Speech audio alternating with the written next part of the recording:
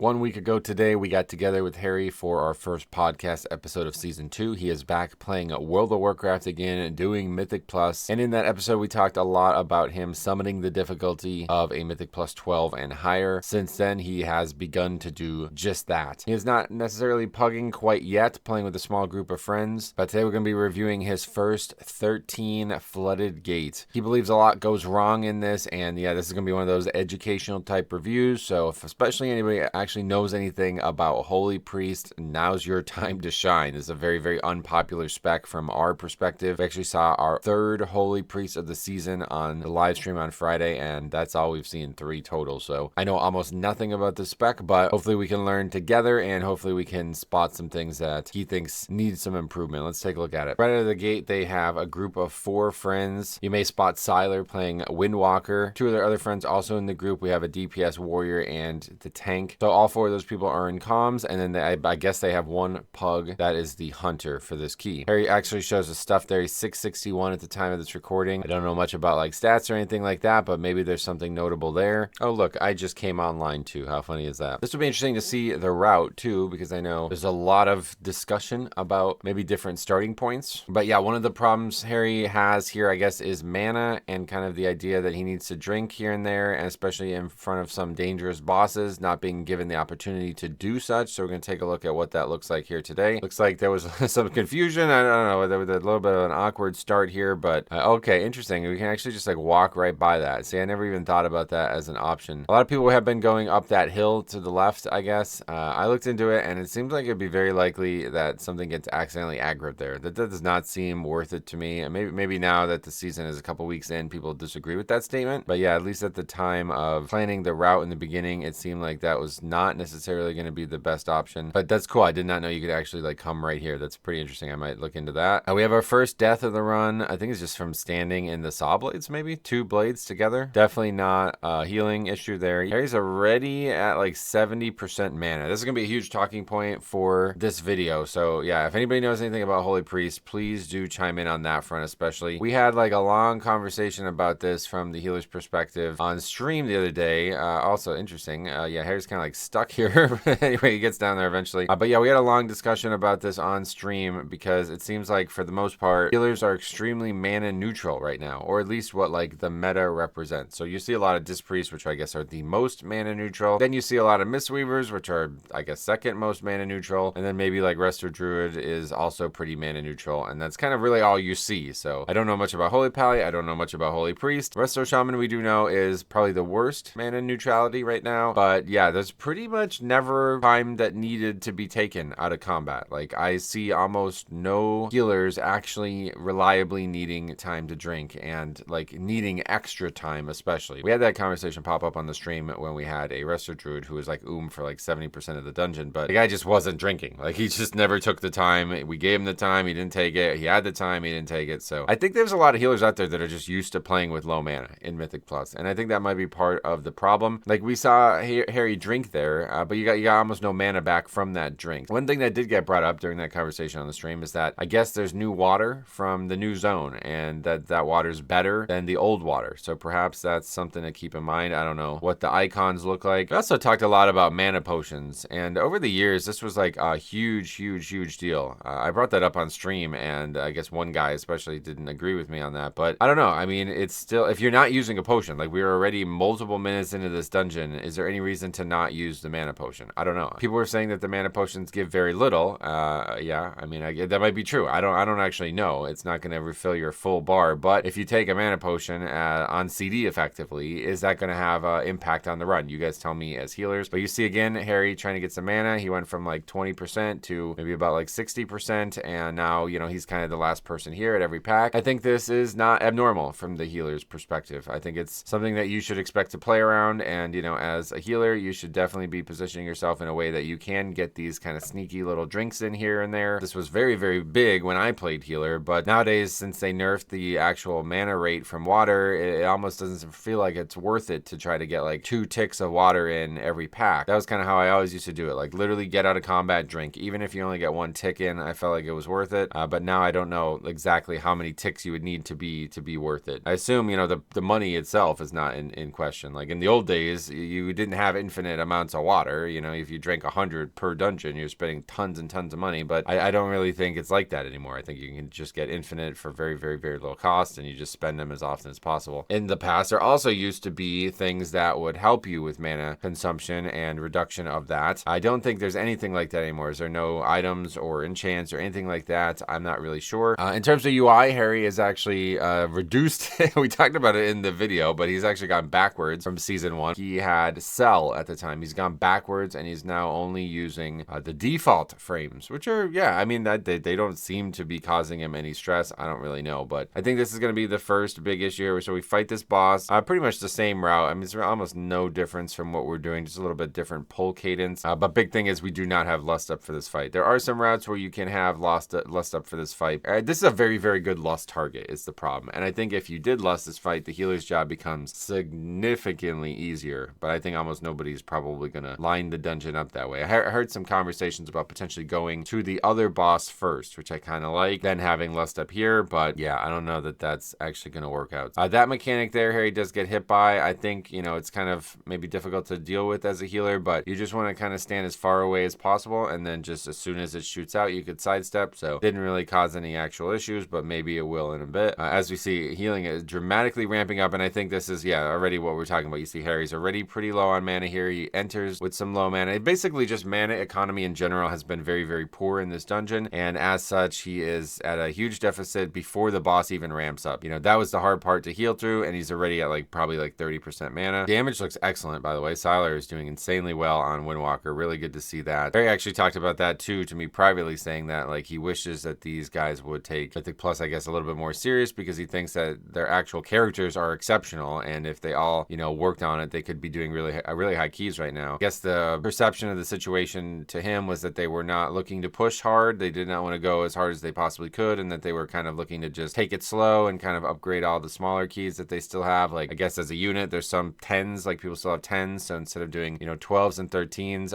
as the warrior falls down. That's interesting. Never saw that before. When they actually fell down to the other level, they do manage to get back up. Yeah, they were going to kind of take their foot off the gas pedal a little bit, and that kind of frustrated Harry, but, you know, they're struggling. This key is not going to be upgraded, by the way. So, yeah, okay, so totally here. It looks like this is probably the point of inflection that Harry was talking about. Does manage to make it through that phase. Just a sliver of mana left. Looks like we did use our mana potion too, so he's got really no prospects here. I don't know if there's any natural way to gain mana back as a holy priest nowadays. In the old days, there used to be some spells that you can cast to try to recover some mana here and there. There was you know, at a cost of HPS, you would use a global that was a mana provider, but I doubt stuff like that exists anymore. But yeah, the difference between Cell and the Blizzard default, you know, I'm not really sure. Does anybody have any strong opinions on that? I think Harry just really prefers as minimalistic of a UI as possible, and, you know, I've famously criticized him for that before. You know, I guess it's fine as long as you have the pertinent stuff on the screen. In that podcast, he did say that they had some issues, you know, seeing debuffs and stuff. We're coming up to a bit of a close call here. Oh, that's kind of scary. But that boss is now kind of shielded. It's got 1% health. Harry's really low on mana. Everybody's pretty low. Oh god, all right, we barely get through that, so that's not bad, I guess. The fact that we got through that's all that really matters. But again, so you go right back into combat. So this is what Harry was talking about, and again, this is a friend of his. This is a friend he's in Discord with, so I don't really know if he's talking about it or what, but I guess you can see Harry's already kind of frustrated, so he's gonna end up dying to that. It looked like he honestly kind of gave up on that, knowing that he's just never gonna be able to get caught up on mana at this point. I mean, maybe Night Elf is something to consider. I don't know how that works out nowadays, but yeah, in the old days, being a Night Elf was really, really crucial to getting mana back as a healer, and it might still be useful. They are actually going to have a lot of problems on this pack. Honestly, yeah, really exacerbated by the fact that we just kind of went into it unready. I think there's a debuff on that pack, by the way. Let's take a look at that a little bit closer. Yeah, it looks like on their prop pally, they have a magic. Is that magic? I can't really tell. It's kind of small on the frames there. It looks like that's a magic, a blue outline debuff that needs to be dispelled. Maybe once he dies, he kind of loses track of it, but yeah, Tank now has 7 stacks or whatever that is, and Tank actually ultimately going to go down. It doesn't look like there's any way that he can get that off himself at this point, so yeah, he's going to die here, and they're going to have a bit of a solo save kind of situation here. Yeah, it doesn't really take that long to get back. You can see the dots. Everybody's almost back now, so they're just going to kite this out. It's actually probably one of the better situations to do that in. We always kind of joke about that like we did in the video yesterday, but yeah, this is a situation where it might actually work. Although it looks like the rest of the group has now been, oh, this is not good. Yeah, so tank has been seen by that pat that they were trying to skip, I guess, maybe. A little bit of panic ensuing here, and again, gonna get away with it. The hunter's actually doing a masterful job of kiting this out, and we actually have a lot of different options to kind of keep these from damaging people. So we are gonna actually finish this, save this without a tank. That's pretty nuts. That's actually a great save there, and I think Harry kept his cool. So now he's taking time to do a full drink here. All right, so this is clearly on his mind, right? Like all the way down here. Again, tank's on his own. Look at, totally on his own up there. Prop Pally's probably pretty sustainable, I guess, but yeah, all right. And so he's up there alone, just totally alone for probably like 5 or 6 globals. Harry's back in the picture, and we are already in danger. Oh my God, these mobs are destroying this group. Wow, I'm actually shocked nobody died there. That is really surprising. The hunter actually says to Bloodlust here, which is actually not a bad call. I mean, I think this dungeon you really can easily get 4 Bloodlusts in, but we're not gonna actually do that in this key. But I don't think like lusting only on bosses is the best strategy. Harry is gonna die to this pack now after, yeah, just again more and more danger in this pack. It's interesting because I don't feel like this pack is that difficult. You know, if they upgraded this key, this would be a key that they would have on me. These guys are only like 2850-ish. Harry's like 28-ish, I think, on the dot. So they're like, yeah, a pretty sizable amount behind the curve of 13s, but this is a very hard key. I think it's one of the harder 13s. Like, you know, certainly it's one of the few we have left, and it's one of the ones that I imagine will take us a while to upgrade. This was also before the fort change, the fort nerf or whatever you want to call it was a bug fix. That trash mob there, you know, that would have been a lot easier after that change, because that's a lot of damage the entire group took. Gonna have another death here. This one's on Siler. I'm not really sure what he dies to. He gets like destroyed. Gets some like cast on him or something. It's like a screw. You see him getting casted on 2 of them or something like that, and then he's just toast. Can't really chalk that up to the healer, although I don't know what caused that death. So that pack's done. Again, Harry's sitting down to drink as we're going into one of the hardest packs. I mean, I get it. You're feeling like the economy of mana is really a stressor, but again, we walk up into this pack, and honestly, we're setting ourselves up to be behind, right? Like, this is the thing that's so on my mind when I'm looking at this, is you're always walking into packs behind. And it looks like Holy Priest has great answers for it, so that's really good. But if this was a Disc Priest in the same situation, I know they're not normally going to have these mana issues, but if it was a priest in the same situation that needed to be proactive instead of reactive, I don't know how you would recover from some of these things. But Harry is going to actually die there to the Saw Blades, I guess. I don't feel like the Saw Blades should do this much damage, but they come out. He's very slow to react. It looks like they're like spinning so fast. Look at that. He takes so much damage in really only about a second and a half there. And they're going to navigate the rest without him, and now we're onto the boss. We see just how difficult this fight could be as a healer. Watch this. When we did this on the PTR, this debuff was insanity, and you see it right there. I think you see it's still kind of insanity. So Harry gets it here. He's at full health, totally full health, right? Gets it. Look at how much damage. He's taking almost 20% of his health every tick. He waits 4 full ticks, and that is enough to get him killed when he dispels it. That's wild. That is actually wild, and yeah, I mean, I think you honestly just got to snap that thing off. If people are not in good position,